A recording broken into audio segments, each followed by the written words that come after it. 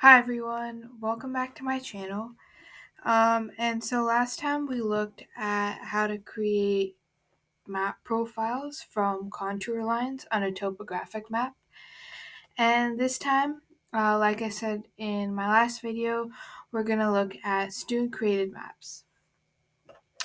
And so what student created maps are, they're basically where you get a bunch of directions and some clues, and you have a blank map grid, and you have to draw your own map, right? And it's probably one of the trickiest, but also um, kind of one of the easiest ways almost to get more points.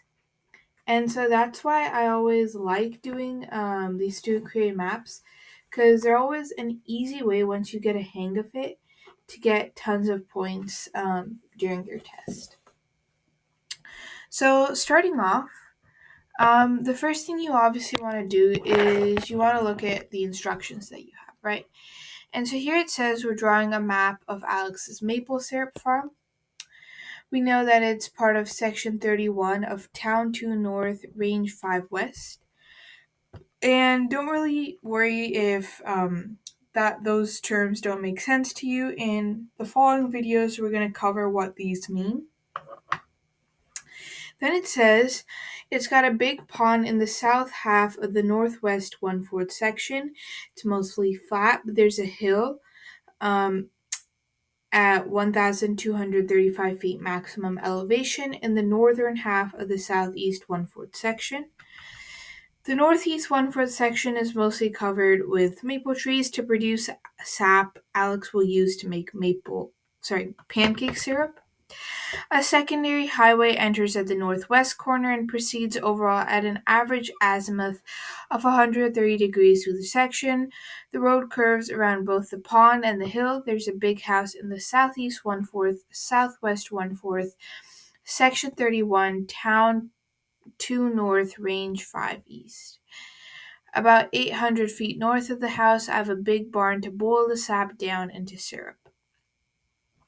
Okay, and so it gives you 6 questions, and I'm assuming like each of these questions will have 2 points to them or something like that. All right, so the first thing you want to do is make sure you have a symbol sheet. And so this is basically the USGS topographic symbol sheet. I'll put the link in the description below. But really, when I went to my states test, this is the only thing I took with me, and I was able to achieve first. So it's an extremely helpful sheet to have with you, and it always helps out in your like questions as well as the student created map part. All right. So the first thing we're going to look at is our scale is 1 millimeter equals to 40 feet. And that's going to be helpful when we're trying to measure 800 feet north of the house. We know our base elevation is 0 feet and our contour interval is going to be 40 feet. And so when you're actually drawing this on paper, you would ideally want to use a ruler and measure things out. But for now, we're just going to go just based off of eye. So the first thing I like to do is to split up my grid into 16 different pieces. And I'll explain why I do that in a second. So we have it in 4, we have it in 8, and now we have it in 16. Okay, and so when you're doing this with pencil, try to make these marks light, but obviously right now I can erase them. And so what you might have noticed is that oftentimes they're referring to this southwest 1/4, southeast 1/4, etc., etc. And this can be really hard to understand at first, but I'll just walk you through it. So when it says let's take a look at the pond, right? It says there's a big pond in the south half of the northwest 1/4 section. So first we find the northwest 1/4 section. If we make ourselves a little compass, we know that north is pointing up. There's south, west, east, right? And never eat soggy waffles, right? And so first we're going to find our northwest 1/4 section. And so if we cut up the grid into 16 pieces, we want to take the northwest 1/4 of that. And so that is going to be this part right here. And then the south half is just going to be right over there. And that's why it's easy to cut it into 16 pieces. Because if we take a look, further on we get to this sign, which is southeast 1/4, southwest 1/4. And so then you always want to go from right to left when you're reading that. And so first you're going to look at the section 31, town 2 north, range 5 east, and we're already in that. So that's our square. Then we want to look at the southwest 1/4 section. And so that's just going to end up being right there. And then we want to look at southeast 1/4 section, which is going to be end up over there. All right, so that's kind of how you want to do it, and I'll walk through it a little bit more while we're going through all the questions or all of the features. So let's see. It says start off by drawing and labeling the pond. Okay, so if we go to our symbol sheet, we take a look at the rivers, lakes, and canals. A pond just looks like that. Sorry, let me use red so you guys can actually see it. A pond is just going to look like that. So we're going to go to, it says it says southern half of the northwest 1/4 section. And so the northwest 1/4 section is right here, southern half is right there. And so we can draw a pond right over here. And you probably want to just color it in. And it says also to label the pond. So we're going to put a label pond. Okay, then it says draw and label the maple forest. And it says here the northeast 1/4 section is the maple forest. And so the maple forest is going to be green, and it's just going to be and you might be wondering why it's green. Well, it's in the symbol sheet. So, yeah. And then we're just going to label it maple forest.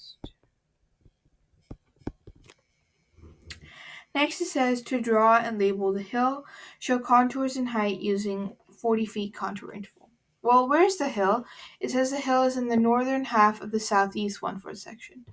So southeast 1/4, northern half. Okay, so we're just gonna draw a hill. If you remember, hills are in these circles, and so if our outermost is 40, 80, 120, and then the inside is going to be 125. And we'll label it as hill. All right, and then we have our house and barn. So it says the house is in the southeast 1/4, southwest 1/4. So southwest 1/4, southeast 1/4, there it is. If you go to our map sheet, the house typically just ends up being the building. And if you take a look,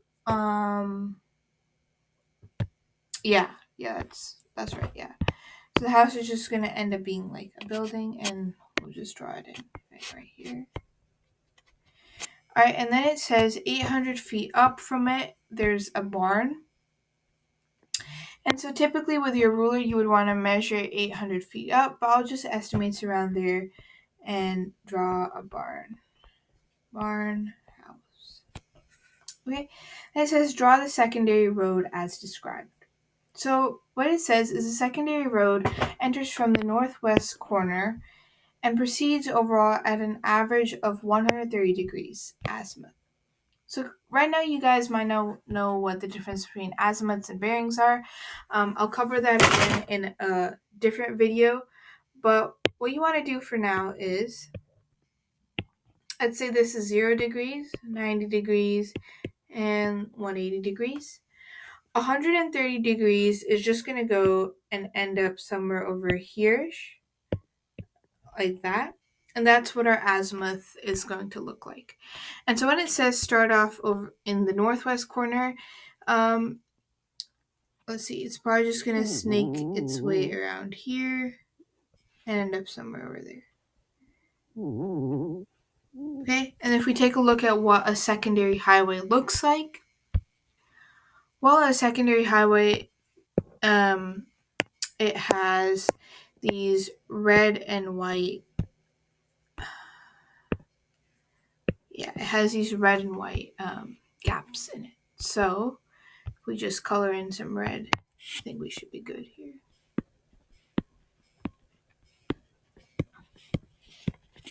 Okay, and then lastly it says use the appropriate colors, which we already did. And so this should be somewhat what like your student created map should look like. So last but not least, like usual, here is an example map. And I want you guys to try it by yourselves. And yeah, feel free to pause the video right now and try this out by yourself.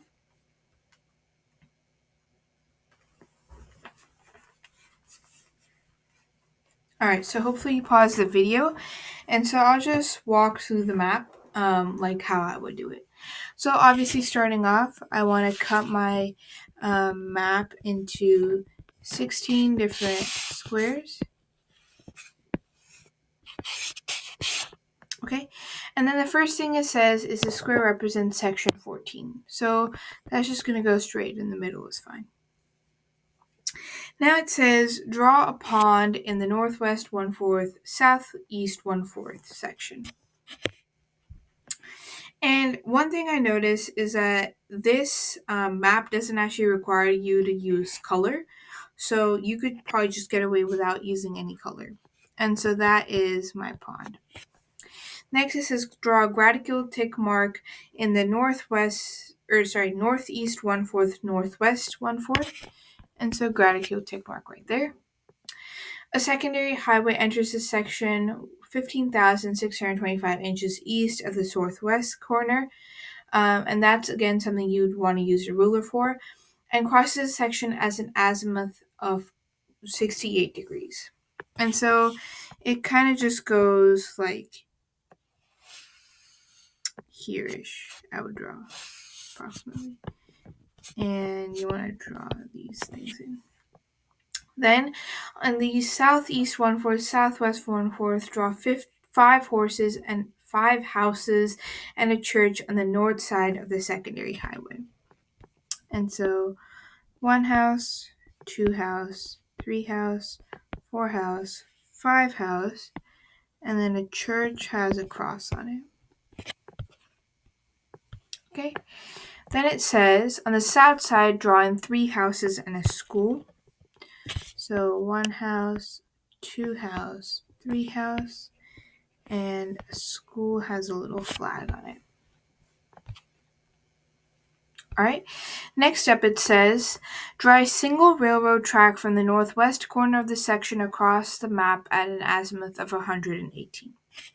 And so the northwest 1/4 is right there, and your railroad track should look around like that, and it has these lines, dash lines going through it. Okay, in the northwest 1/4, southwest 1/4, there's a 10-acre orchard that fills up the southeast 1/4 of the 40 acres. Although Thomas Jefferson would be very upset, it could be described as a southeast 1/4, northwest 1/4, southwest 1/4. So this could be kind of confusing. The southwest 1/4 is right here. The northwest 1/4 is right here. And what they do is divide it even further. The southeast 1/4 ends up right being there. Okay, and so it's just an orchard. That's what an orchard looks like. Where the railroad track crosses from the northwest 1/4 to the northeast 1/4, there's a 458-foot spot elevation. And so right around there would be 458.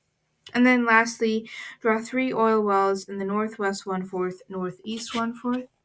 1, 2, 3, and you label all of them oil, oil, oil. All right, so that is what your student created map should look like. If it doesn't, don't worry.